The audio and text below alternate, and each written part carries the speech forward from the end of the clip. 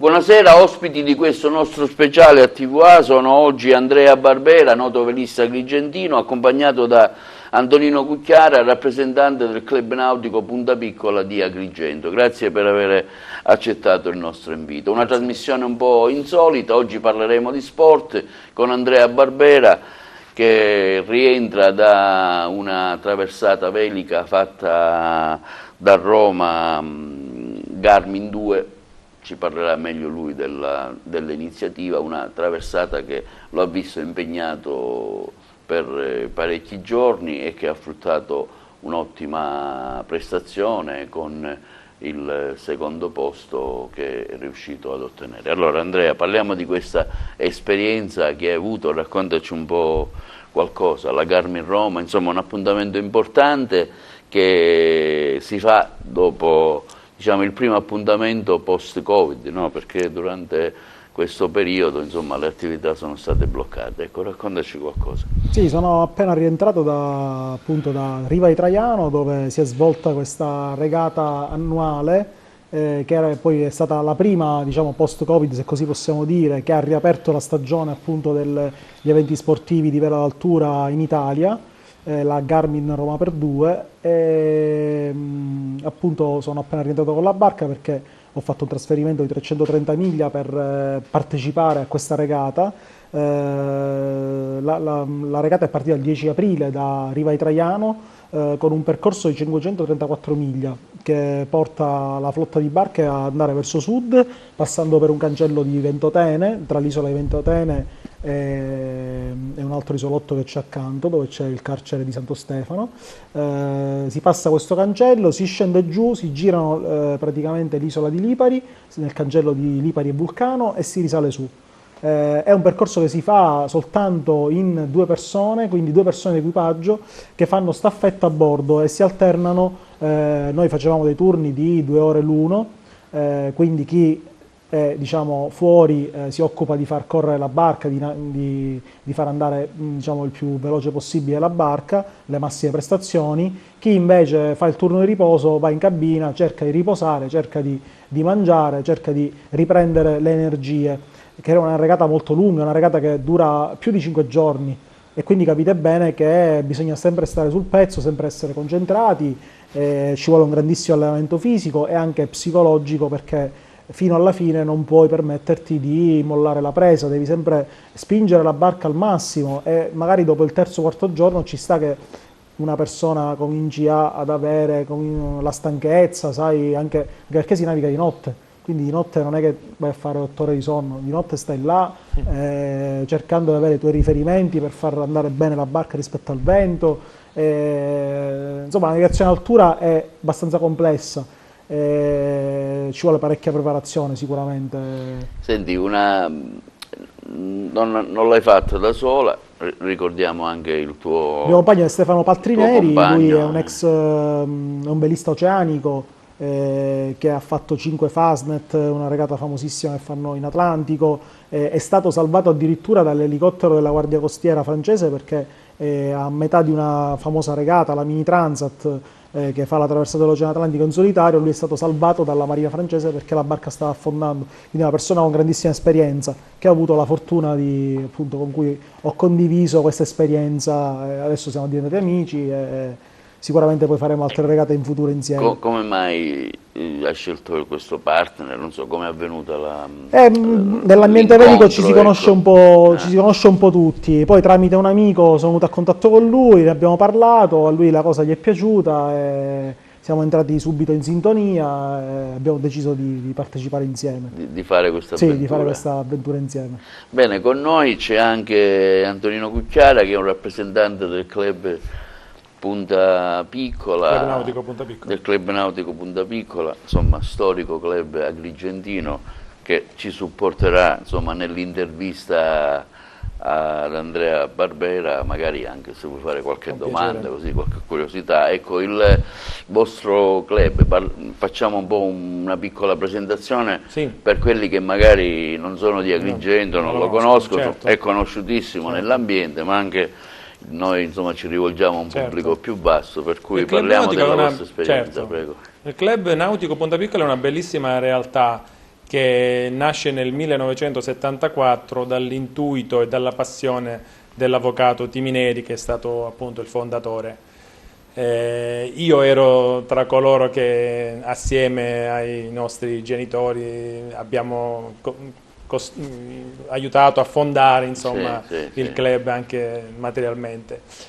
E niente, è una bellissima realtà che è presente, l'unica sulla provincia di Agrigento, che consente di fare attività velica tutto l'anno, perché noi appunto siamo aperti tutto l'anno.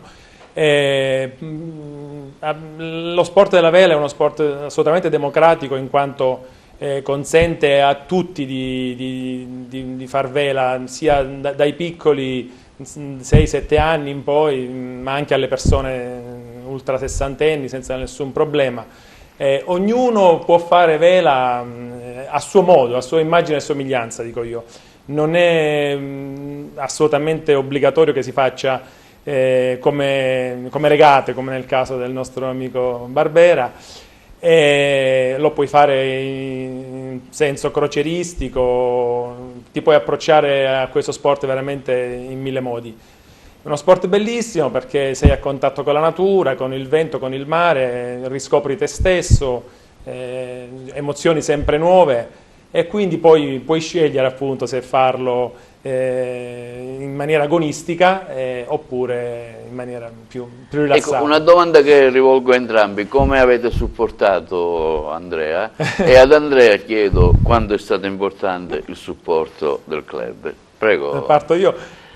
Sicuramente lo abbiamo supportato in tutti i modi, sia dandogli un piccolo aiuto materiale, insomma, perché le spese sono ingenti per fare una regata del genere, ma soprattutto gli siamo stati vicini, come dire, da un punto di vista umano, di amicizia, di affetto sicuramente.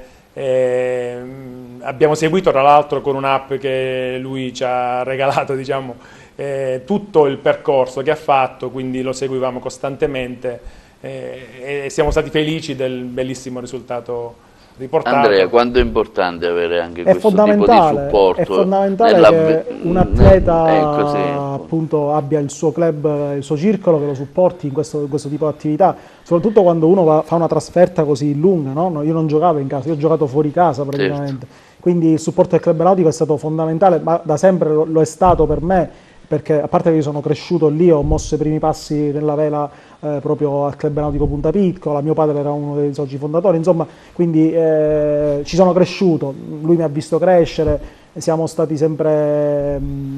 è importantissimo la linfa vitale che dà un club al territorio, no? Perché senza il Club Nautico nessuno potrebbe iniziare un percorso, appunto, anche provare stesso, ci voglio provare, andare in barca a vela, vediamo com'è. Se non ci fosse il club questo non sarebbe possibile. Insomma, è un supporto importante. È un supporto fondamentale. Non solo da un punto di vista... Sì, poi c'è anche il supporto dal punto di vista umano, perché tutti i soci mi sono stati vicini, dal punto di vista ho sentito questo calore che comunque fa sempre bene, no? Anche a livello psicologico, sapere che c'è gente che ti segue da casa, che comunque ti supporta, e comunque mi ha supportato anche nelle avventure passate, come quello del Giro di Sicilia. Il club è sempre stato accanto a me. Io ricordo infatti, giusto per fare una parentesi, quando sei arrivato dal Giro di Sicilia che abbiamo stappato, ero presente anch'io perché ho fatto il servizio, abbiamo stappato anche lo spumante. Il Giro è iniziato al Club Nautico e finito al Club Nautico, quindi è stata una tappa fondamentale. Infatti, senti, ti aspettavi un risultato così importante, insomma, secondo posto? Allora, sinceramente ero partito qua facendo un pronostico, nel senso che una previsione che avevo fatto era quella di rientrare nei primi 5, già sarebbe stato un ottimo risultato, perché capite bene che comunque giocare fuori casa con comunque i migliori velisti italiani, perché lì parliamo che c'è un'ampia partecipazione di professionisti. Poi le condizioni sono state quelle che erano, perché comunque le condizioni sono state dure, non sono state facili.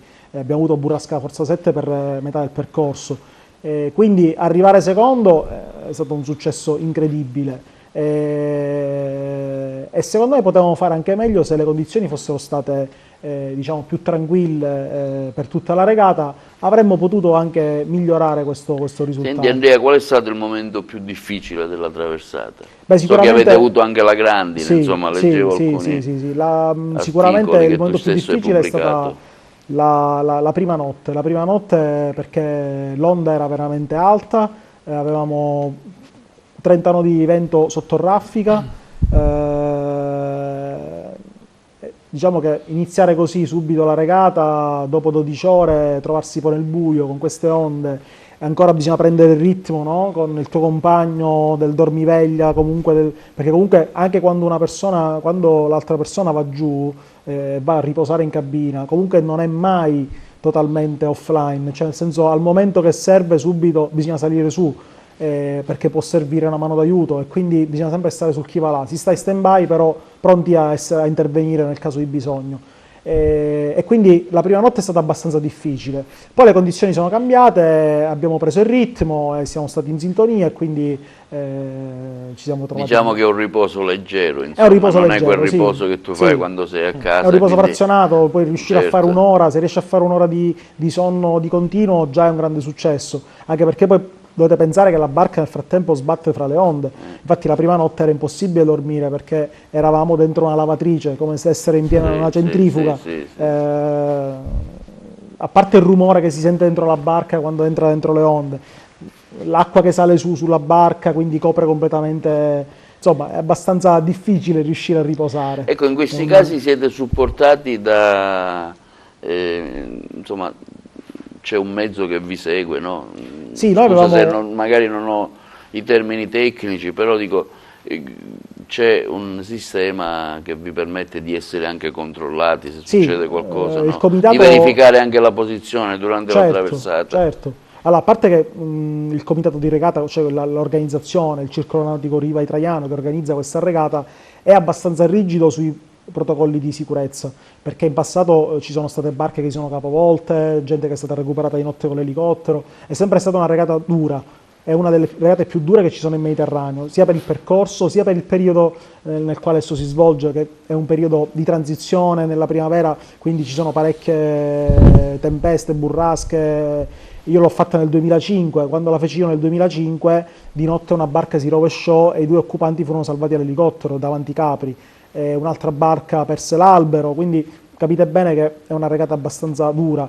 Quindi il comitato su questo è molto rigido, sui protocolli di sicurezza. Noi abbiamo un sistema a bordo che si chiama EPIRB, che è un sistema satellitare che in caso di emergenza si attiva e manda la posizione a tutte le stazioni di guardie costiere che ci sono a terra. E dura per una settimana praticamente questo segnale, quindi poi loro stessi ti vengono a salvare, sanno il punto dove sei. Certo.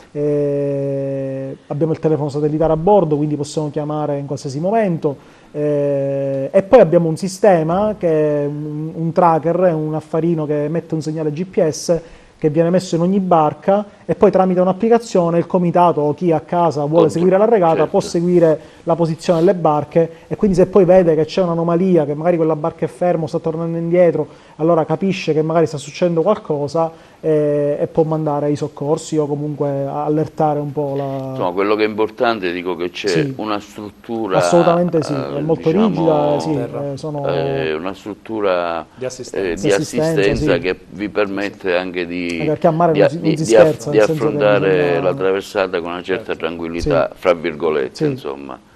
Bene, importante.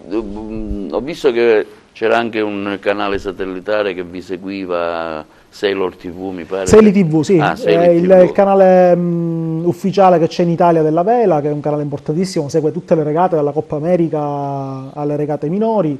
Ci hanno intervistato in banchina, sì, sono stati presenti perché la regata poi è stata trasmessa in diretta nazionale, c'era la partenza praticamente. Gli equipaggi quanti eravate? Equipaggi erano 40 imbarcazioni, poi suddivisi per classi, la Roma per 2 che sono le imbarcazioni dove ci sono 2 persone soltanto equipaggio, che eravamo noi, poi c'è la Roma per tutti che sono le imbarcazioni con equipaggio, che ci sono 6, 7, 8 persone a bordo. Le più grandi chiaramente. E poi c'è la Riva per 2 e la Riva per tutti. La Riva per 2 e la Riva per tutti sono praticamente la mezza regata, anziché arrivare fino a Lipari si ferma a Ventotene e ritorna indietro. In totale erano 40 imbarcazioni partecipanti.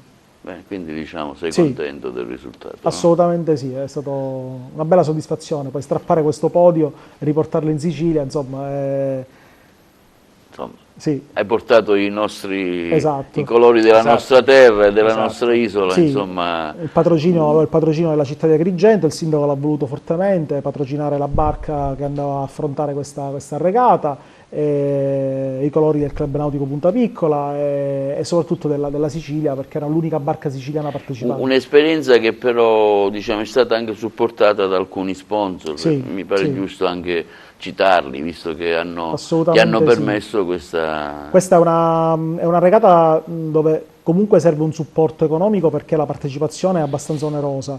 E poi quello che sto cercando di creare io qua ad Agrigento, che è una cosa che non è mai successa, nel senso che non è mai esistita, è quello appunto di creare una rete di sponsor che si possano interessare del settore vela, cioè che abbiano interesse a investire nell'immagine appunto di una barca a vela, di uno skipper che va a fare delle regate in questo senso, perché si pensa sempre allo sport come calcio, basket, quindi la vela è un po' bistrattata da tutto questo punto di vista. Pur essendo noi quest'anno nell'anno d'oro, perché c'è stata la Coppa America, c'è stato il Giro del Mondo in solitario, gli italiani sono stati ben visti, abbiamo avuto un palermitano che era timoniere della barca di Coppa America, quindi siamo in un anno buono, diciamo, per la vela, per questo sport. Sì, io ringrazio sicuramente tutti i miei sponsor che sono stati accanto e ci hanno creduto sin da subito in questo progetto. Se li vogliamo citare magari. Sì, abbiamo Insomma, Nautilaus anche... di Cata, poi abbiamo Genial Plast di Capo Orlando, Lem Project che è pure di Capo Orlando, Zenith Ramsail che sono di Marsala, poi c'è anche lo studio del dottor Danilo D'Ercole, Turone Autocarrozzeria, poi abbiamo avuto Unipolsai, l'agenzia di Alessi, Che vi ha seguito in maniera sì, particolare, Officine perché ho visto che Mac, pubblicava sì, sempre esatto, tanti sì, post, sì. ti E poi è anche seguiva bello insomma. questo, no? Avere un po' anche il supporto da parte loro, nel senso che mediaticamente anche loro poi, come si dice, ripetono il tuo segnale, no? Nel senso amplificano un po' quello Certo. che è il messaggio che tu dai. Officine Mac, poi avevamo appunto il comune di Agrigento con il patrocino, il Club Nautico Punta Piccola in primis e Vela Mania. Antonio, ecco, si può creare qualcosa di più importante, non che attualmente non lo siate assolutamente, però come a cui si riferiva Andrea? Noi ce lo auguriamo tantissimo. Tramite lui stiamo cominciando a pensare appunto anche a qualcosa del genere, a sviluppare anche... Come si fa? Ecco. Come si fa? È una bella domanda. Bisogna sfruttare queste occasioni come questo evento a cui ha partecipato Andrea, far sì che cresca un movimento anche d'altura. Qualcosa c'è a San Leone, però insomma speriamo di aumentare il numero e anche la grandezza di Insomma, c'è barche una coscienza presenti. verso la vela, c'è Una coscienza, o è solo un momento di passione e basta? Guarda, c'è una coscienza, però indubbiamente deve crescere questa coscienza, perché appunto la base per ora è di appassionati, la vela è grande passione soprattutto, che poi è giusto dire anche che insomma, ha un costo, perché insomma, è uno sport che purtroppo soprattutto a livello agonistico ha un costo non indifferente, le barche sono care e quindi speriamo che si possa sviluppare nei prossimi anni anche un discorso sulla vela d'altura. Come si ci approccia solitamente? Qui almeno parliamo delle nostre realtà. Esatto, ci si approccia cominciando sicuramente con le derive, da piccoli, come nel nostro caso adesso,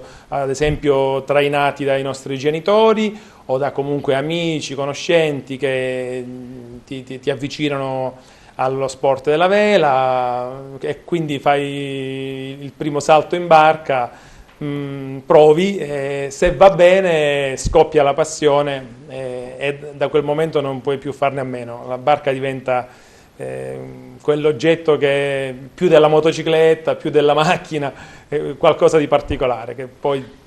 Quando io sono venuto ho visto che c'erano tanti bambini che Sì, iniziavano proprio... Esatto. Sì, quest'anno in particolare abbiamo avuto la presenza di molti bambini in giovanissima età che hanno iniziato, e speriamo di portarli anche a un buon livello, anche agonistico, come è stato negli anni passati. Insomma, abbiamo una bella realtà storica anche di campioni di alto livello. Insomma. L'affiatamento col tuo compagno com'è stato durante la traversata? Insomma, è andato tutto bene o c'è stato magari qualche momento così, insomma, può capitare? No, devo dire, guarda, non posso dire nulla perché diciamo è andata benissimo, siamo stati subito in sintonia, eravamo sulla stessa lunghezza d'onda, non abbiamo mai litigato, siamo stati in perfetto d'accordo per tutta la regata. Anche perché poi, guarda, c'è pochissimo da parlare, nel senso che giusto il tempo quando passi il testimone nel cambio delle 2 ore del turno, spieghi la rotta, dici guarda c'è questo avversario qua, teniamoli d'occhio, poi basta, poi ognuno sa quello che deve fare, giusto? Quindi non stavamo molto a parlare tra di noi, è stato più un po' prima, un po' dopo la regata, poi adesso siamo diventati buoni amici, considera che siamo l'estremo sud, perché lui è brianzolo, quindi di Monza, io del sud, lui mangiava delle cose liofilizzate, io avevo le pizzette, le mie cose più da siciliano, diciamo, no? E quindi comunque è strano che uno del nord di Monza si appassioni alla vela, no? Sì, ma lui fa vela sul lago di Garda, abbastanza. Ma sai, a volte essere nell'entroterra ti porta più a esplorare, no? Già a portarti verso il mare, magari sai la passione, sai. Noi magari Agrigentini, ecco, l'Agrigentino nasce sul mare, certo. È proprio di fronte al mare, una città baciata dal sole, però non ha questo rapporto con il mare, con tutto l'ambiente che c'è. Per noi il mare è la spiaggia, basta, si fa il bagno, al massimo il gommone, farsi il bagno e basta, finisce lì. Mentre a mare poi c'è tutto un mondo che si apre, non solo della vela, ma tutti gli sport acquatici che sono il kitesurf, il windsurf, il surf, c'è tutto. Noi qua facciamo di tutto, a Agrigento abbiamo la possibilità di fare tutto fortunatamente. Quindi è una questione anche culturale, no? Ci sono città che sono più vicine alla cultura marinara, Agrigento non lo è, Agrigento è più da entroterra, pur essendo vicino al mare. Ecco. Antonio, può diventare un polo attrattivo turistico la vela anche nella nostra città? Ma io me lo auguro tantissimo, penso di sì. È fondamentale che ci credano anche i nostri amministratori, non soltanto noi, perché per esempio abbiamo un porticciolo turistico che però è un po' carente, abbiamo pochi posti barca, poco fondale, anche per le barche in transito di una certa grandezza già c'è qualche problema ad entrare. Quindi questa crescita culturale, come diceva Andrea anche, io spero che sia un prossimo passo, perché sarebbe bellissimo ed abbiamo un grande potenziale nel mondo della vela, speriamo di sfruttarlo. Non siamo strutturati bene, vero? Mancano le strutture, purtroppo no. Mancano purtroppo le strutture. Cosa ci vorrebbe, ad esempio? Insomma, ci vorrebbe intanto un approdo, un porticciolo sicuro, cosa che non lo è affatto il nostro porto di San Leone, purtroppo, perché per una questione di conformazione dell'esposizione, della bocca, dell'entrata, è esposto a scirocco, quindi non ci sono le mareggiate di scirocco, il mare entra dentro, non solo porta sabbia, esatto. Quindi porta a insabbiare il porto nel corso degli anni, come abbiamo visto, poi c'è stata bisogno la Draga che, sì. che faceva di nuovo l'operazione di pulizia dei fondali, ma purtroppo non è riparato, quindi non è un approdo sicuro. Eppure noi siamo meta di tantissime barche di passaggio, qua noi siamo nel Canale di Sicilia, siamo al centro del Mediterraneo, è il porto turistico più vicino a un patrimonio UNESCO del mondo, quindi dovrebbe essere un gioiello, solo che ancora i nostri amministratori non l'hanno capito, dovrebbe essere prioritaria la cosa, sì. Dal porto poi si possono sviluppare, tutto il territorio si sviluppa grazie al porto, come è successo in altre spesso vediamo zone. d'estate delle grandi imbarcazioni che arrivano di persone insomma facoltose, anche che arrivano proprio per visitare la valle. Sicuramente la valle, un volano di sviluppo notevole, sottovalutato ancora, devo dire, è molto sottovalutato. Sì, molto sottovalutato. Sì. Ma proprio perché manca il sindaco, credo che anche per la passione che ha. Sì, adesso inizieranno dei lavori di rifacimento, di rimessa, diciamo, c'è stato un finanziamento. Sì, un finanziamento c'è stato, però la vera, diciamo, il vero lavoro di messa in sicurezza del porto, quello dovrà ancora avvenire e non so quando avverrà, diciamo. qualcosa avverrà assestato. Io ho avuto esperienza qualche giorno fa perché l'ho intervistato e giusto era il primo giorno di Scirocco, Sì.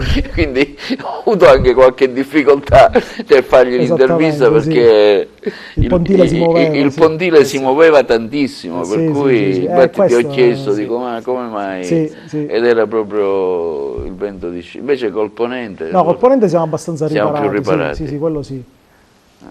Beh, non so, giusto che... Senti Andrea, da cosa nasce questa tua passione per la vela? La mia passione per la vela è abbastanza genetica, perché io sono figlio, diciamo, d'arte, se così si può dire. Mio padre aveva la barca a vela nel 74, è stato appunto uno dei primi a frequentare il club nautico Punta Piccola, e quindi ho iniziato ad andare in barca a vela sin da bambino. Ho iniziato appunto con i corsi di vela del club nautico Punta Piccola a 6 anni, poi a 15 sono passato sul barche d'altura. Ho avuto sempre la fortuna di poter frequentare questo ambiente velico, che chiaramente all'inizio è un po' così, un po' un gioco, no? Poi quando lo fai diventare un tuo lavoro, cioè una tua professione, oltre che una passione, insomma ci vogliono un po' di anni, no? Acquisire un po' di esperienza. Il mio è un percorso molto lungo, no? Che parte appunto dagli primi anni 80 fino a oggi. Ho fatto la traversata atlantica nel 2006, sono stato premiato come velista dell'anno nel 2019, appunto, poi ho fatto questo Giro di Sicilia, tutto un percorso di esperienze, di miglia, di acqua passata sotto la chiglia, no? Quello che diciamo noi, Sì. che più ne hai, più a mare non servono i titoli di carta, serve l'esperienza reale sul posto. Che è l'unica che ti può dare, la più grande scuola è il mare, ecco, Certo. rimane sempre il mare. Senti, logisticamente avevate difficoltà, non so, nel pranzo, come vi organizzavate? Perché Sì, bisogna anche mangiare, no? soprattutto Per i primi 2 giorni abbiamo avuto grandi difficoltà perché era impossibile anche solo aprire uno stipetto per prendere qualcosa da mangiare perché ti cadeva tutto addosso. Certo. Quindi immaginate la barca inclinata di 90 gradi, era impossibile fare qualsiasi cosa. Quindi i primi 2 giorni siamo stati un po' limitati in questo. Poi quando il mare si è calmato abbiamo cominciato a fare delle paste liofilizzate, avevamo degli affettati, della frutta, insomma poi ti puoi nutrire meglio.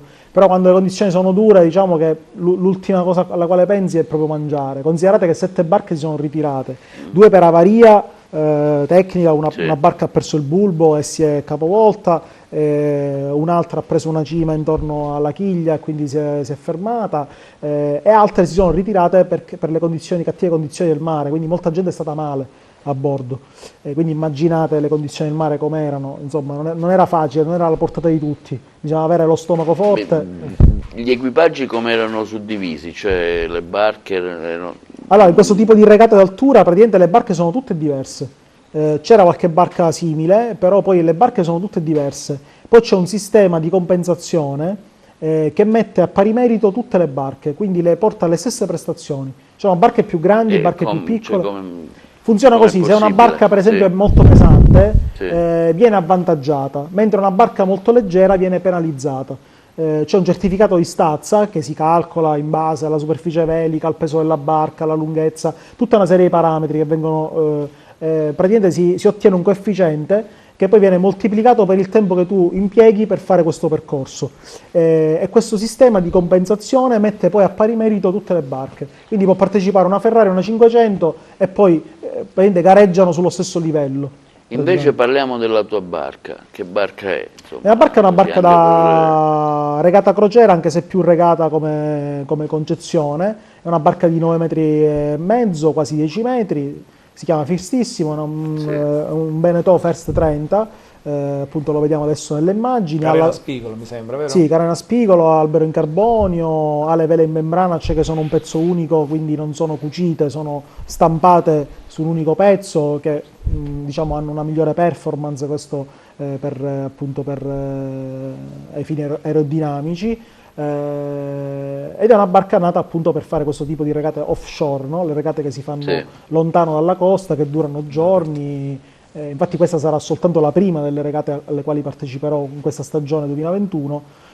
Ci sarà poi praticamente a luglio ci sarà la 5 Fari di Palermo, che è una regata che organizza il Circolo Vela Sicilia di Palermo, poi ci sarà la Rotta di Ulisse che parte da Catanzaro a tappe fa Catanzaro-Taormina, Taormina-Siracusa e arriva fino a Malta. Poi a settembre ci sarà la Round Eolian Race, una regata alla quale ho partecipato l'anno scorso però a bordo di un'altra imbarcazione. Quest'anno ci andrò con la mia, che si svolge a Capo d'Orlando. In pratica è il giro delle isole Eolie. Ma la cosa bella di questa regata è che tu parti e puoi decidere in che senso girare, se girare in senso antiorario o orario.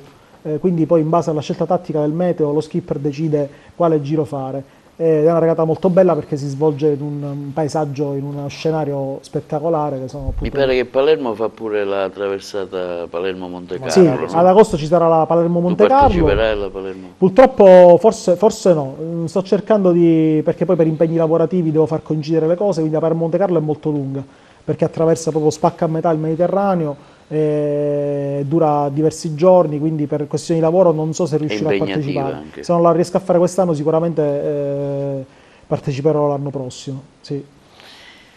Certo che insomma, una barca costa, no? Dico anche questa barca, tu sì, una barca che, insomma, ha un costo, sì, un costo assolutamente anche sì. Importante, sì, no? ha un costo per non cui indifferente. bisogna anche calcolare questo, Assolutamente sì. ci Certo. vuole un certo investimento. Sì. Anche. C'è un certo budget, poi l'attrezzatura ha bisogno sempre di continue manutenzioni, le vele si strappano, vanno rifatte, insomma c'è tutta un'attrezzatura che bisogna sempre avere manutenzione, ha un costo sicuramente, per questo c'è bisogno di sponsor, c'è bisogno di un supporto logistico importante. Sì. Antonio, quanto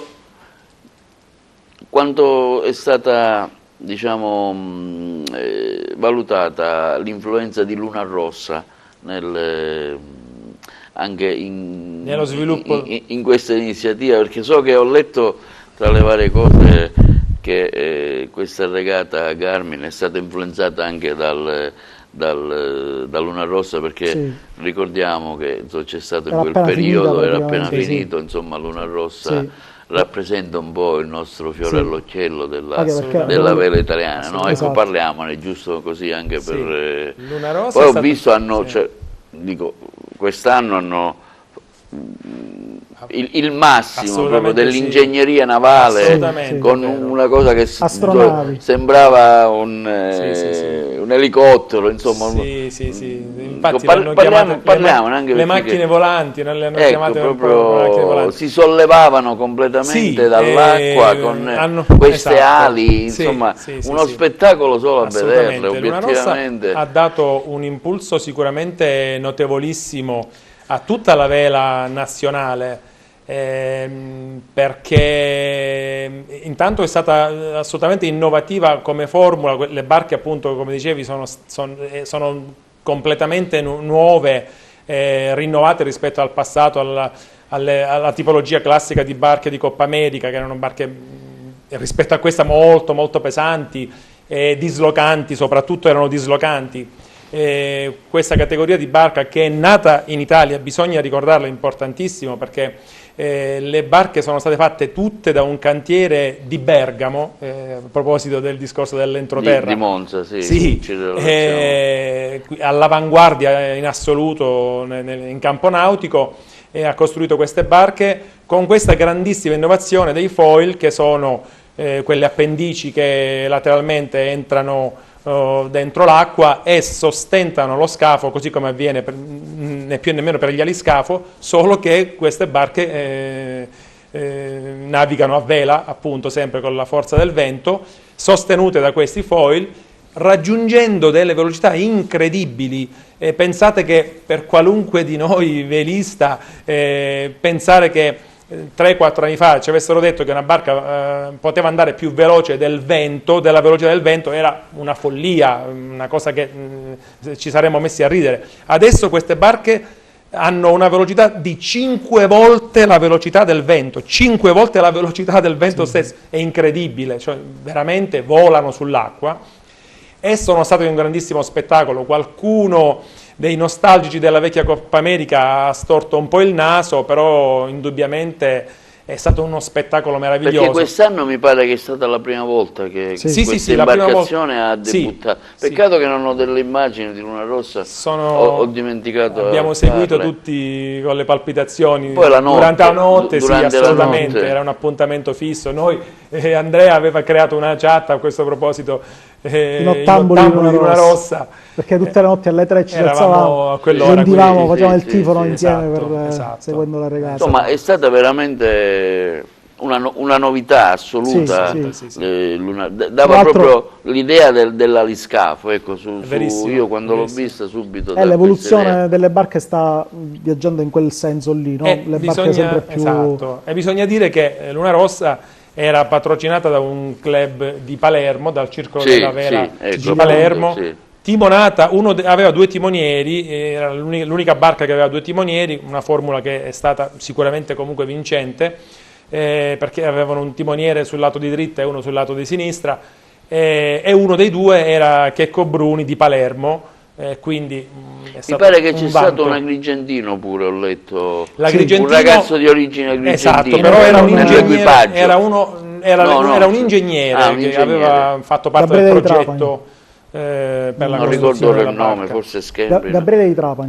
Gabriele Di Trapani è ingegnere del team di Luna Rossa, lui lavora già da diversi anni appunto con Luna Rossa. Tu che hai fatto, diciamo, vela da piccolo, potevi immaginare un'evoluzione simile nella vela? Assolutamente no, ma fino a 5 anni fa non se ne parlava completamente, nel senso ancora i foil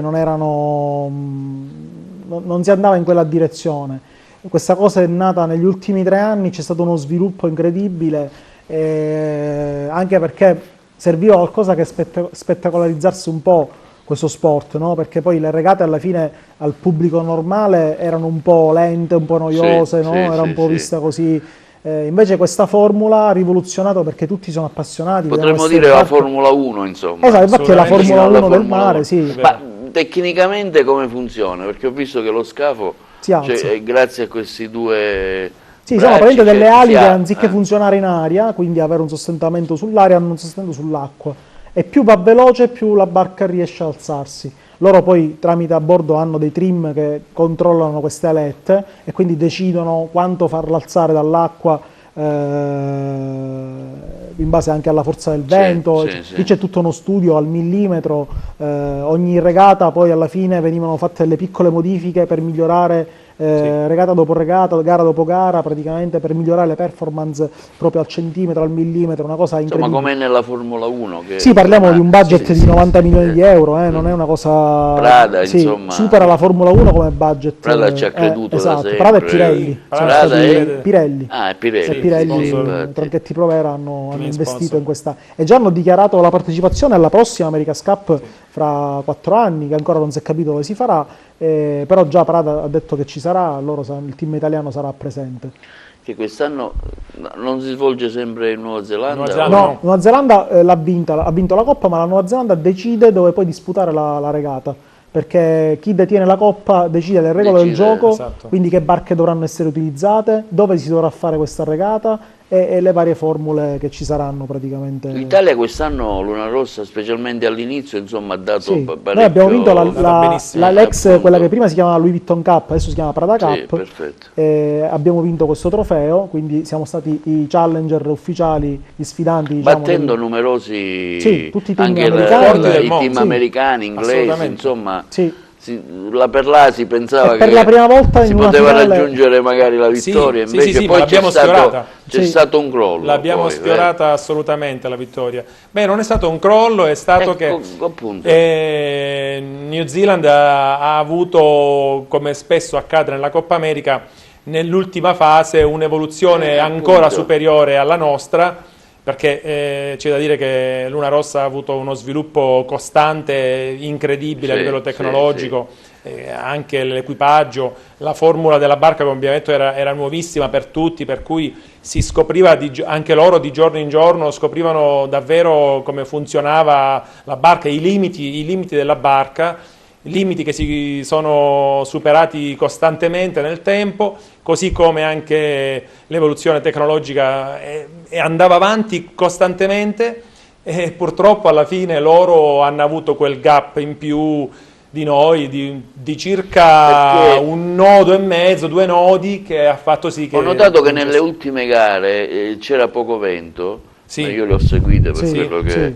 E durante questa fase che c'era poco vento, New Zealand insomma, consideriamo guadagnava sempre... di più, insomma, rispetto alla... Sì. Così magari io non sono molto... Allora, noi siamo stati Però bravissimi. è stata questa l'impressione Sì, che tutti un diciamo po' abbiamo avuto. che è successo questo, noi siamo stati bravissimi, i più bravi di tutti, compreso i neozelandesi, sulle partenze. Abbiamo vinto il 95% delle partenze, e vincere la partenza normalmente ad armi pari vuol dire vincere la regata.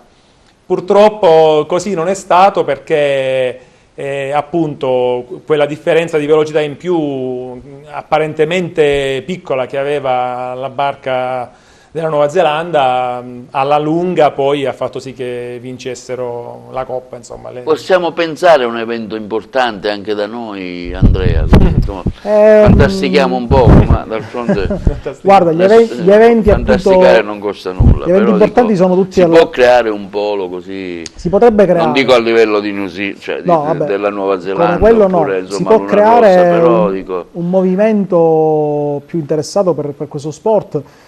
Creare eventi ci vuole prima la base, bisogna che ci sia una base di utenza, appunto, basta spostarsi nella costa nord a Palermo, già abbiamo la Palermo-Monte Carlo, che è una regata che richiama tantissime barche famose da tutta Italia, anche dall'estero. Noi siamo qua costa sud, ecco, qua fare vela è molto più difficile, perché qua non ci sono regate, bisogna sempre spostarsi, noi giochiamo sempre fuori casa. E per questo dico, anche per me, andare a Roma a vincere, arrivare sul podio, è una doppia vittoria, perché comunque devi costruirti sempre tutto. Qua io non ho metri di paragone, non posso confrontarmi con altre barche, non so cosa fanno gli altri, no?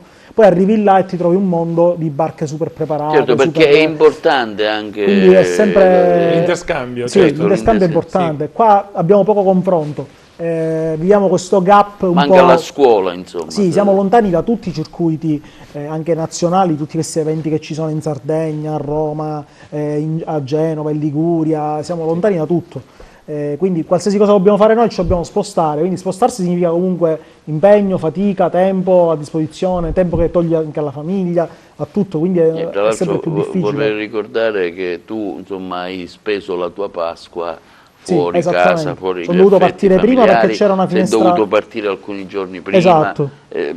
Sono rimasto 3 giorni chiuso in barca poi, in quarantena, insomma, perché certo, c'era tutto zona rossa, quindi non potevo uscire dal porto. Sono rimasto là da solo, aspettando che poi venisse Stefano poi la settimana successiva. Perché? Perché ho dovuto approfittare di una finestra meteo per trasferire la barca, altrimenti poi avrei rischiato di non riuscire a raggiungere il porto in tempo per perché la ricordiamoci ci sono regata. 3 giorni di navigazione per andare Certo, su, certo. quindi 3 giorni a salire e 3 giorni a scendere. Io sono tornato 2 giorni fa. Sì, sì. Quindi questo comporta un ulteriore sacrificio, Fatica, chiaramente, impegno, fatica, sacrifici, impegno, tutto, sì. costi. Sì. Trapani mi pare che qualche anno fa... A Trapani c'è stata una tappa non mi ricordo, del round robin della sì, Coppa dell'America's Cup, quando c'erano i vecchi scafi, sì, e lì infatti c'è stato uno sviluppo incredibile. Trapani, quando arrivi a Trapani la prima cosa che leggi è la città della vela, perché appunto ha ospitato questi eventi, hanno rifatto, diciamo, le infrastrutture del porto, c'è una lega navale che funziona tantissimo, club nautici, poi lì ci sono le isole Egadi, è il Regno del Vento, lì è un posto bellissimo.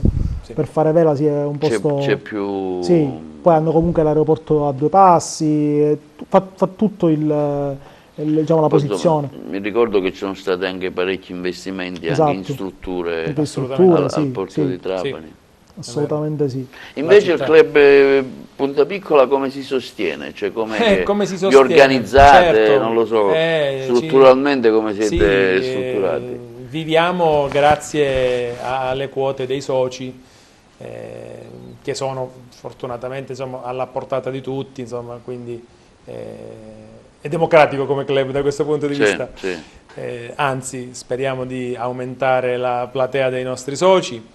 È difficile perché indubbiamente, appunto, ci sono molte spese anche lì per costruire regate, eventi, ci vogliono bei quattrini, insomma è un po' difficile. Però. Organizzate voi d'estate, vedo che organizzate spesso delle regate qui davanti il porto? Sì, organizziamo delle regate anche del circuito regionale, partecipiamo a campionati zonali, li ospitiamo, soprattutto con gli Optimist e le barche Quindi torniamo al discorso del ritorno turistico, in un certo senso, esatto, no? esatto. Questo sicuramente dà un bel incentivo. Che una volta io sono venuto, ho visto che c'era proprio, ho seguito, ho fatto un servizio, ho visto che c'erano tantissimi equipaggi, insomma, Una provenienti media da di Siracusa, Messina, da tutta la insomma, Sicilia, da tutta la Sicilia, per cui... Di solito Andrea, tu che supporto dai alla crescita del club?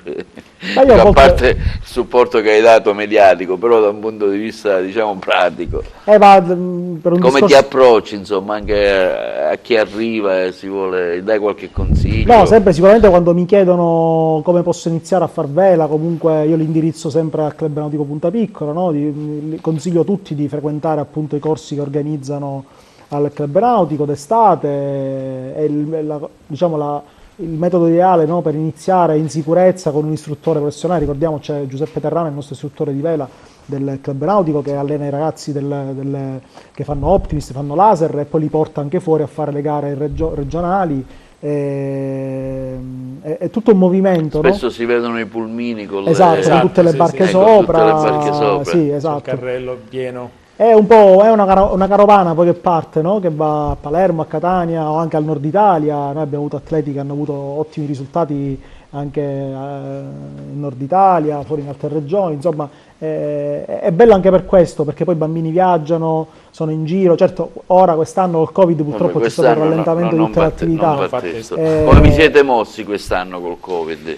Insomma, è stato un bel problema che comunque abbiamo superato grazie anche ai regolamenti della FIV, che dispongono appunto una normativa ben precisa, soprattutto dal punto di vista della sicurezza sanitaria per tutti quanti. Quindi ci sono regole precise per l'accesso, per usufruire delle strutture, per tutta l'organizzazione dei club, e sono le stesse in tutta Italia, e che comunque consentono di riuscire a portare avanti gli eventi, le regate, tutto quanto c'è un gira. supporto della federazione in questo senso? C'è un supporto che devo dire che quest'anno, soprattutto nel periodo della pandemia, è stato notevole, è stato un supporto importante per tutti i club, perché tutti i club hanno avuto grandi difficoltà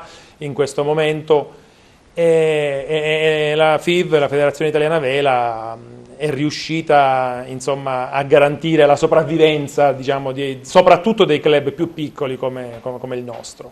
È un supporto invece delle altre istituzioni, non so, penso alla regione, l'assessorato allo sport. C'è qualcosa, insomma, diciamo che non è tanto. Non è tanto, qualcosina arriva, ma insomma, sinceramente... Andrea, hai provato tu potrebbe magari a essere chiedere una sponsorizzazione da parte della regione? Insomma, ancora no, si sponsorizzano magari ci tanti proveremo, eventi, esatto, no? sì, ancora Perché no. non, Ci proveremo non magari in portare futuro. anche magari, insomma, una mano d'aiuto da parte della Sarebbe propedeutica, proprio in questo periodo sarebbe perfetta, anche perché avendo il budget a disposizione poi uno può programmare di partecipare anche a eventi più importanti, no? E poi in fondo è sempre una promozione che si fa sia la Regione Sicilia che anche la città di Agrigento stessa, che va a regatare fuori, no? È una proiezione di immagine. Però è chiaro che non è facile. A proposito di regatare, gli equipaggi che componevano diciamo, i tuoi concorrenti erano tutti del posto o c'erano anche altri equipaggi di fuori? Allora, no, c'erano stranieri, La Sicilia c'eri solo tu, giusto? Come Regione Sicilia, Come sì, Regione era l'unica Sicilia, barca sì. della Regione Sicilia, poi erano tutte barche che venivano dalla Liguria, dal Lazio stesso, dalla Campania, un po' da tutta Italia, un alla po' da tutta Sardegna, Italia, sì, per sì, cui- sì. Però dalla Sicilia ero solo io. Solo una barca. Andrea Barbera, voltiamo pagina, noi l'abbiamo seguito l'anno scorso con quella piccolo catamarano che, a vederlo, insomma, obiettivamente ti sei avventurato. Sì. Mi dispiace che non ho preparato le immagini, non mi è sfuggito. Hai fatto il periplo della Sicilia. Ecco, Sì. parliamo di questa avventura, visto che ne abbiamo l'opportunità. Un'avventura, insomma, abbastanza temeraria, perché cioè il catamarano era proprio, non so, 2 metri per 2 metri, non mi Sì, ricordo la quanto. zattera la chiamo Ecco, io, è 2 metri per una zattera, e 5. ti sei avventurato al Sì. fare il giro della Sicilia. Ecco, parliamo un po' di questa esperienza. Sì, è stata una bella avventura, un'avventura che sognavo sin da bambino, no? Da solo, Ecco, Da solo, sì, fare da questo solo, periplo della Sicilia a bordo, io la chiamo della zattera, un catamarano lungo di 5 metri per 2 metri di larghezza, che al centro ha praticamente soltanto una rete, quindi a contatto con l'acqua, alto 20 centimetri sull'acqua, quindi sempre costantemente bagnato, senza motore, quindi solo a vela, solo con la forza del vento, percorrere queste più di 500 miglia di percorso appunto attorno alla Sicilia. Ho avuto sempre questo pallino, è stato un po' come un abbraccio virtuale della mia terra, l'ho progettata per diversi anni, poi ho trovato la barca giusta, ho deciso di iniziare questo viaggio, perché è stato un po' come una sorta di cammino di Santiago, no? Il mio pellegrinaggio intorno alla Sicilia, da solo, con i delfini, i capodogli, il vento, è stato bellissimo, perché poi un rapporto molto puro col mare, no? Nel senso che se c'era vento camminavi, se non c'era vento ti fermavi, molto semplice, un po' quasi antico, no? Dal sapore antico, perché una volta si navigava così. Oggi appena finisce il vento accendi il motore Come e Ulisse, comunque insomma. esatto, sì, è stato un po' ancestrale come viaggio. Fortunatamente sono riuscito a portarlo al termine, sempre grazie anche al supporto del Club Nautico Punta Piccola. È stata una bella avventura perché mi ha fatto conoscere tantissime persone, e questo mi è valso anche appunto di essere entrato in lista per vincere poi il premio velista dell'anno, Sì, Tag sì. Heuer. Io sono ambassador Tag Heuer, e tra l'altro ho vinto il E- premio insieme a Patrizio Bertelli in una rossa e altri famosi velisti Nel 2019. nel mi pare. 19, sì. No, il premio l'ho vinto nel 2020, la Ah, sì, traversata l'ho vabbè, fatta la nel traversata, 2019, sì, ottobre E 2019. tra l'altro è stata una traversata che è stata, diciamo, coadiuvata anche grazie all'aiuto di tanti club, no? Sì, Perché sì, la notte tu ti dovevi fermare, insomma, sì. quindi Quando potevo, sì, mi potevo fermare, quali diciamo, sono state le tappe grazie che hai appunto al toccato? Club Nautico Punta Piccola che mi ha messo in connessione con tutti gli altri club nautici della Federazione Italiana Vela. Quando avevo bisogno, mi dovevo fermare a terra, praticamente loro mi trovavano l'appoggio, quindi a Marsala, a Mazzara, a San Vito Lo Capo, poi anche a Palermo. Ho fatto diverse tappe. Quando durava una tappa mediamente? Giusto la notte, poi Ah, domani ecco. mattina ripartivo, sì. Ma è capitato anche che per 2 notti sono rimasto fuori a dormire perché una notte mi ha mollato il vento e quindi sono rimasto a 30 miglia nel Insomma, Tirreno. un'esperienza forte è stata, Un'esperienza no? molto forte, sì, anche perché immaginate la mia vita, il mio spazio vitale erano 2 metri quadrati, tutto era conservato dentro i bidoni stagni, la cose da mangiare, costantemente con i piedi bagnati, quindi non c'era la possibilità di riparo, una cabina, insomma. Quindi poi tu arrivavi nel porticciolo e c'era chi ti dava, insomma, Sì, la l'assistenza, sera il mi davano un po' ricovero, l'assistenza, dove esatto, potevi riuscivo a farmi anche dormire. una doccia, avevo la mia tenda, comunque era autosufficiente, avevo la mia tenda, i miei attrezzi per fare le riparazioni, avevo la mia cambusa, il mio cibo che era tutto razionato, diciamo, per i giorni di permanenza in mare. È stata una bella esperienza appunto perché mi ha messo in contatto con tantissimi Donino, cosa hai pensato quando si è mollato per questa esperienza? Sinceramente, diceva chi stai fuori? No, l'ho invidiato moltissimo. No, devo perché dire che è stato forse l'ho molto un invidiato. misurarsi con se stesso, Assolutamente forse, sì, no? un misurarsi con se Quindi, stessi. insomma, un'esperienza Sì, un'esperienza forte, perché da forte, solo mollarsi così e fare il periplo alla l'essenza vera Sicilia, della vela, di quello che per me è andare per mare. Sono meno interessato al discorso regata, ma più a questo tipo di attività, di interazione col mare, no? Tra se stessi e il mare, il connubio con la barca, si diventa un po' una stessa cosa con la barca, soprattutto con una barca piccola così, e quindi ci sono delle atmosfere, ritrovi te stesso per forza di cose in un'esperienza simile, bellissima, l'ho invidiato. tra l'altro avete dato un supporto importante anche da un punto di vista organizzativo. Sì, appunto avevamo i contatti con gli altri club della Sicilia, quindi lo aspettavano a braccia aperte, insomma. Grande accoglienza al ritorno, mi sono venuti incontro, poi Sì. insomma ho fatto una bella festa. Sì, lo so perché io ti ho aspettato Sì. là, perché Sì, con sì, Ora voi eravate presenti, c'erano anche tu era altri presente. colleghi, aspettavamo, Assolutamente, sì. vedevamo qui Io in sul lontananza Sì. questo piccolo Sì, sì, sì, Eh, sì. eh. Sì, la cosa bella è stata partire in un senso e tornare all'altra sì, parte, e tornare no? Quindi dall'altra è stato un parte, po'... infatti, no, insomma. Va bene, io penso che... Ah, senti, la famiglia come ti supporta? Beh, la famiglia è importante... Come ti sopporta, forse. Come ti sopporta, come ti supporta? È importante Ecco, appunto... l'aiuto della famiglia anche, che chiaramente tu manchi, Quello è fondamentale, che, diciamo bisogna avere a casa sicuramente chi ti accompagna e chi ti supporta in tutto quello che anche una faccio. collaborazione. Anche perché non è che soltanto una volta, cioè, giusto, più volte quindi- nell'anno io manco, vado fuori, faccio regate, cose, e quindi c'è sempre, diciamo, mia figlia è abituata. Zelia è tua moglie, mi Zelia, pare. sì, Ecco, Zelia. sì, Mia moglie è archeologa. che tipo di aiuto ti dà? Vabbè, lei è anche una velista, ha pure per esperienza cui- di in barca a vela, sì, quindi sa cosa significa per me il rapporto, a parte che per me è anche un po' la mia professione, quindi lo faccio anche per lavoro, oltre che per passione.